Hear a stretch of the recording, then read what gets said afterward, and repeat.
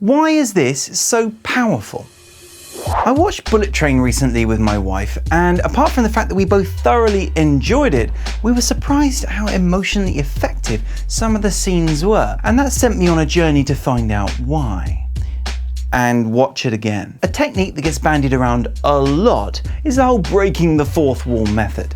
That's just lazy writing. It isn't lazy writing. In fact, it's an incredibly difficult technique to get right, and if not dealt with properly, can break your entire movie. But there is a related method to the fourth wall break, which I call the infiltration method. It harnesses a similar power to make your audience empathize with characters without one of the major weaknesses of the fourth wall technique. Contractor, no. I will not bow to any sponsor.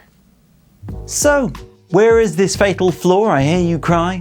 Well, the fatal flaw is that breaking the fourth wall reminds the audience that they are watching a movie, which makes more serious topics and emotions very difficult to effectively approach. In Deadpool 2, we can see that once the film becomes more emotional, there are no fourth wall breaks at all. I never should have left you there.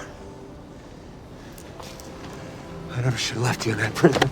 It's pretty hard to convince someone that they should be scared if you just told them that everything that they're watching is fake. There are two choices when using the infiltration method. One, the point of view, or two, the point of interest. Point of view will have your audience seeing through the eyes of your chosen character. It can dramatically increase your audience's empathy for the character as they will more closely experience the world from their perspective. Additionally, the characters' relationships become far more impactful as the audience will literally see how other characters look at them.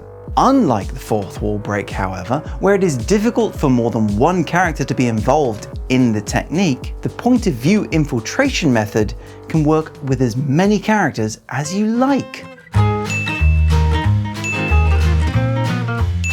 There are a few technicalities to the point of view choice. It's important that you mimic the focal length of the human eye.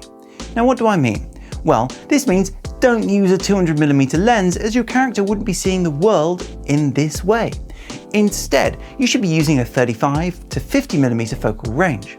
The audience can do the rest for you. Bam! Science! This is also closely linked to my episode on editing like the brain up here.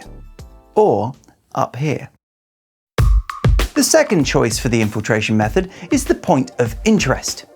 This is a little more abstract, you could say, but can add a very interesting perspective to your films. Instead of the camera inhabiting a character, instead it inhabits an object or space that your character's attention is on. In this way, we can both convey how the character feels whilst looking at that object or space, and that object's significance in the story. Most films that use this technique tend towards wide and ultra-wide lenses to accentuate the distance or sense of environment. Do you think maybe he's compensating for something?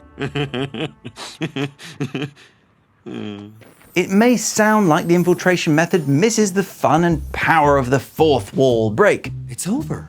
I believe the infiltration method instead strengthens the immersive experience of your story by literally infiltrating your audience without reminding them that they are sat in a big dark room with strangers and a sticky floor.